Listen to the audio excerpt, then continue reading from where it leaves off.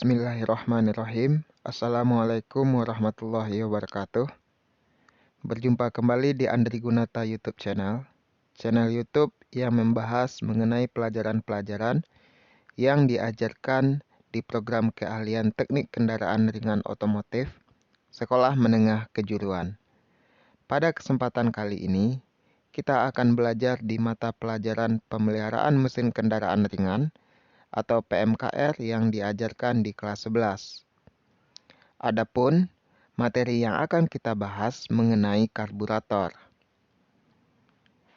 Untuk bahasan kali ini pada karburator, kita akan membahas mengenai cara kerja karburator yang khusus mengenai sistem pelampung dan sistem stasioner dan kecepatan lambat. Baiklah, langsung saja kita bahas mengenai materi cara kerja karburator. Pada karburator, terdapat beberapa sistem, akan kita bagi menjadi 11 sistem.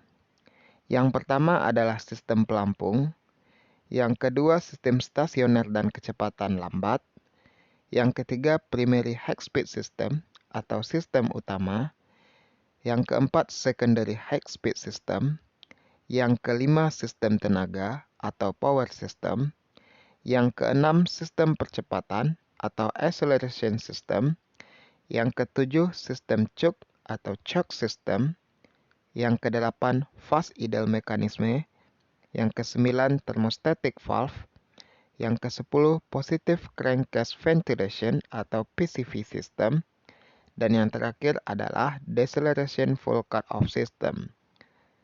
Pada kesempatan kali ini, kita hanya membahas mengenai dua sistem utama yang terdapat pada karburator, yaitu sistem pelampung dan sistem stasioner dan kecepatan lambat.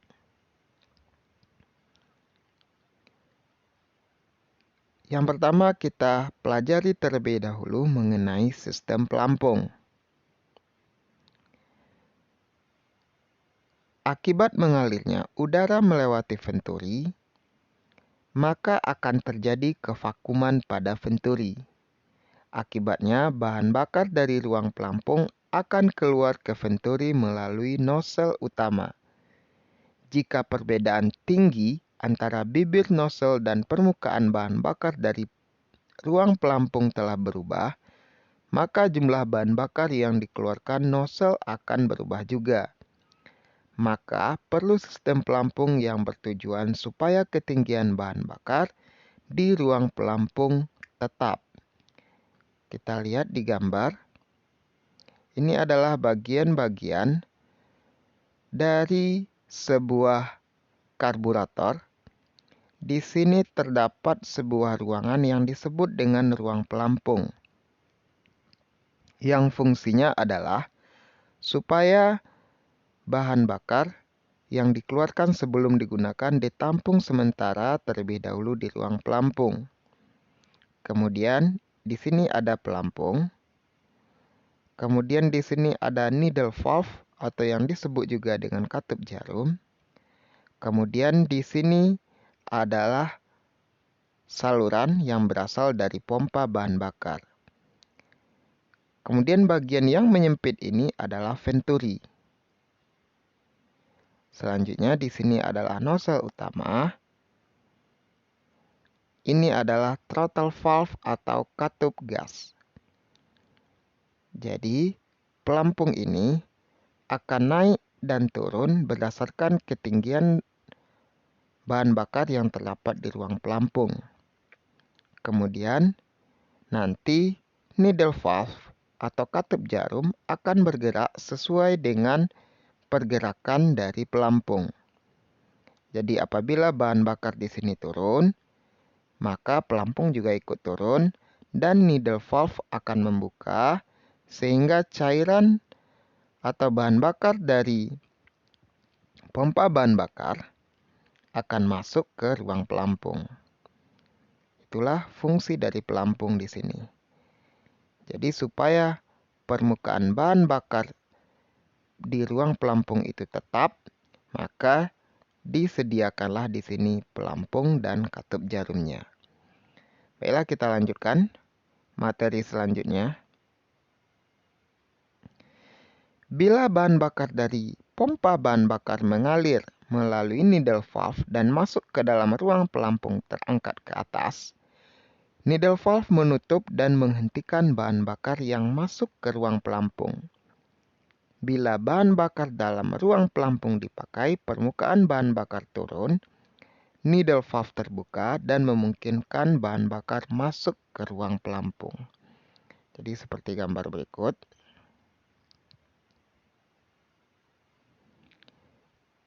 Kita lihat di pelampungnya. Ya, ini adalah bahan bakar, ini pelampung, ini adalah katup jarum, dan ini adalah bahan bakar yang berasal dari pompa bahan bakar. Pada saat ketinggian bahan bakar seperti ini, pelampung akan menyesuaikan dengan ketinggian bahan bakar. Dan di sini needle valve dalam keadaan tertutup. Selanjutnya, apabila bahan bakar tersebut digunakan, maka permukaan bahan bakar di sini akan turun. Selanjutnya pelampung juga ikut turun dan needle valve juga akan turun yang menyebabkan saluran di sini akan terbuka dan bahan bakar dari pompa bahan bakar dapat masuk ke ruang pelampung. Nanti apabila ketinggiannya sudah naik kembali, maka needle valve di sini akan menutup kembali. Sehingga permukaan bahan bakar di sini akan selalu tetap, sehingga memungkinkan bahan bakar di ruang pelampung tersebut akan selalu dalam posisi yang sama. Itulah pengontrolan permukaan bahan bakar atau disebut juga dengan float control level. Ya, kita lihat mekanisme dari needle valve atau katup jarum. Cara kerjanya adalah pada saat permukaan bahan bakar di ruang pelampung berubah, pelampung naik atau turun. Gerakan ini dipindahkan ke needle valve melalui push. Pin pegas mencegah needle valve terbuka atau tertutup oleh gerakan naik atau turun pelampung yang disebabkan gerakan dari kendaraan, sekaligus menjaga permukaan bahan bakar tetap. Kita lihat bagian-bagian dari needle valve di sini. Ini adalah bibir pelampung dan di sini nanti akan bergerak ke atas atau ke bawah sesuai dengan ketinggian dari bahan bakar yang terdapat di ruang pelampung. Kemudian di sini terdapat pelunyer. Di dalam pelunyer terdapat spring atau pegas. Kemudian di bagian berikutnya ada needle valve. Kemudian ini adalah needle valve seat atau dudukan dari katup jarum. Ini adalah bensin yang berasal dari pompa bensin. Jadi apabila pelampung di sini turun, maka needle valve juga akan ikut turun. Needle valve turun mengakibatkan bensin dari pompa bensin akan masuk ke ruang pelampung. Kita lihat selanjutnya adalah air vent tube atau ventilasi. Ya, kalau digambar air vent tube itu adalah bagian yang di sini. Jumlah bahan bakar yang disalurkan oleh nozzle utama sebesar jumlah bahan bakar yang dibutuhkan ditentukan oleh perbedaan tekanan udara atau vakum dalam venturi. Di sini venturi ditandai dengan huruf A. Ini adalah venturi, bagian yang menyempit.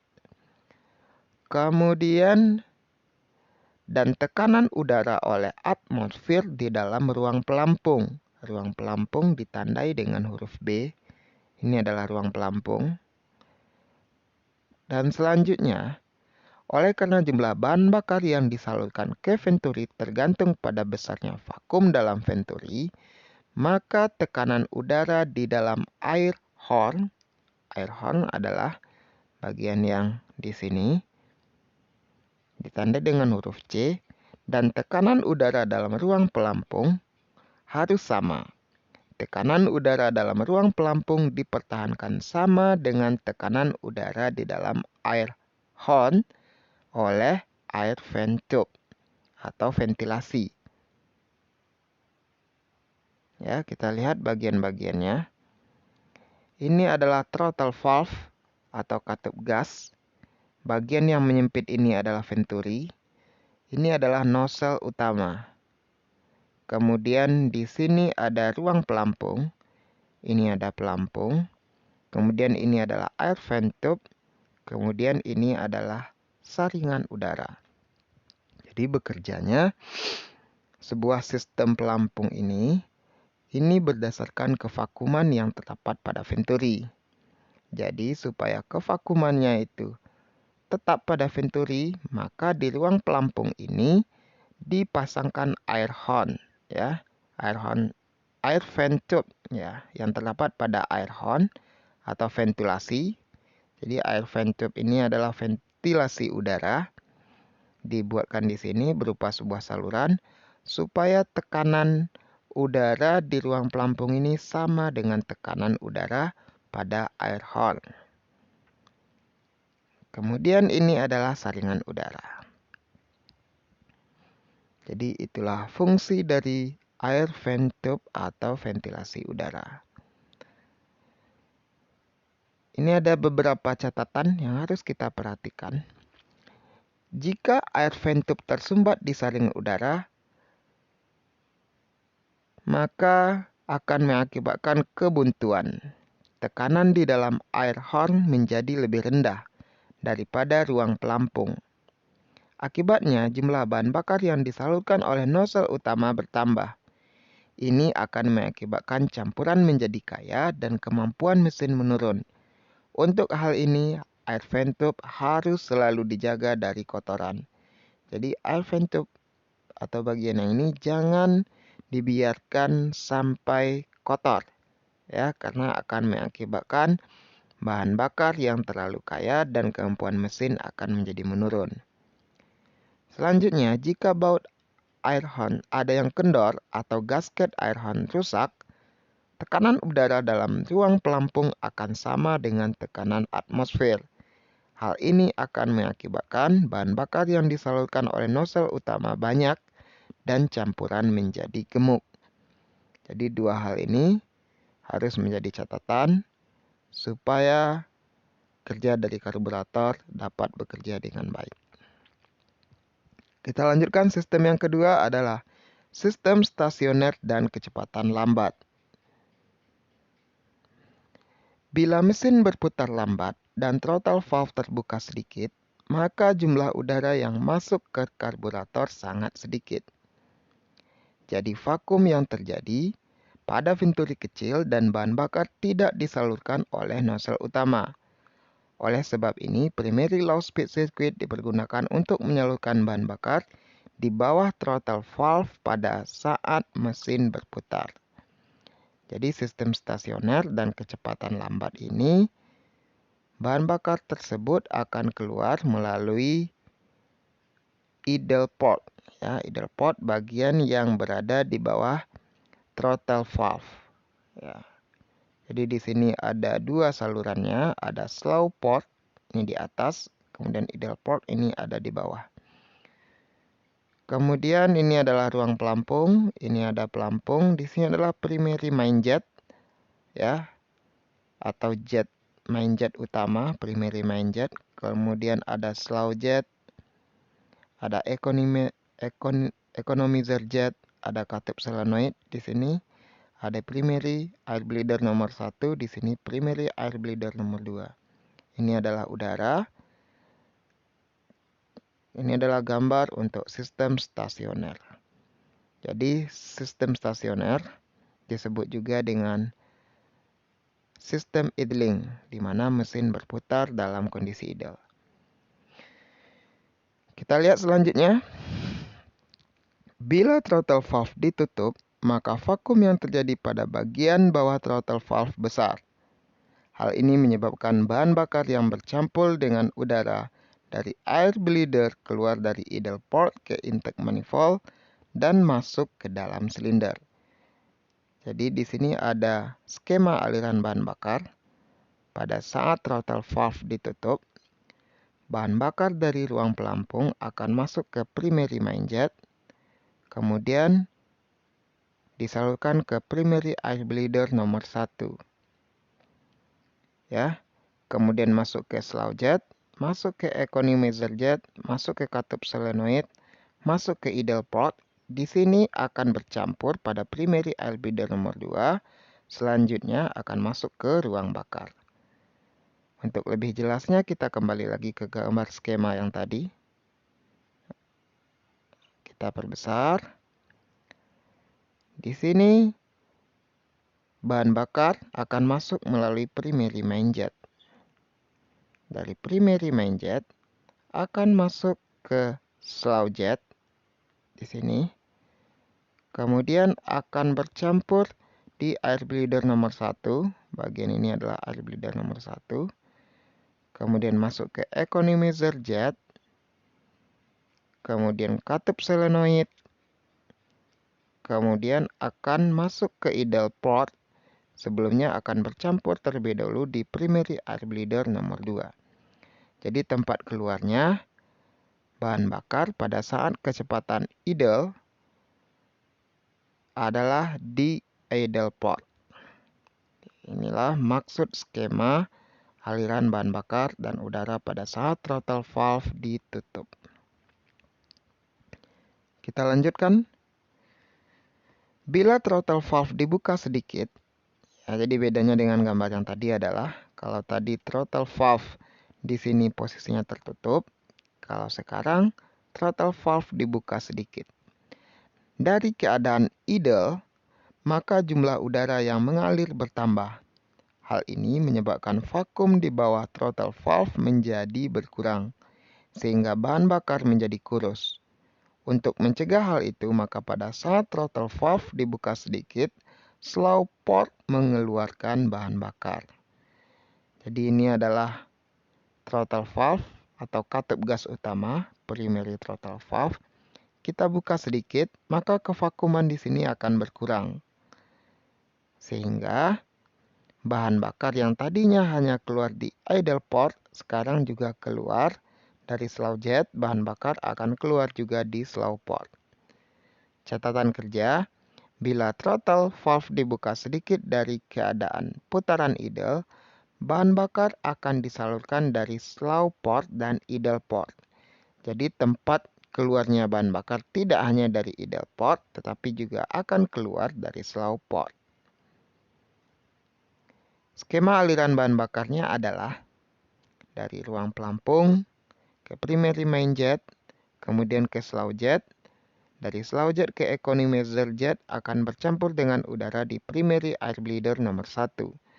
Selanjutnya dari economizer jet ke katup solenoid. Dari katup solenoid ini akan terbagi dua, akan keluar melalui slow port dan idle port, di mana sebelumnya bercampur dengan udara terlebih dahulu di primary air bleeder nomor 2. Kemudian akan masuk ke ruang bakar. Ya, gambar untuk garis tanda panah yang tipis ini adalah untuk menerangkan bahan bakar. Ini bahan bakar, aliran bahan bakar. Kemudian gambar tanda panah yang tebal seperti ini menggambarkan untuk aliran udara. Ya, demikianlah cara kerja dari sistem pelampung dan sistem stasioner dan kecepatan lambat. Semoga video ini menambah pemahaman kita mengenai cara kerja karburator. Terima kasih. Sampai jumpa kembali di video selanjutnya. Assalamualaikum warahmatullahi wabarakatuh.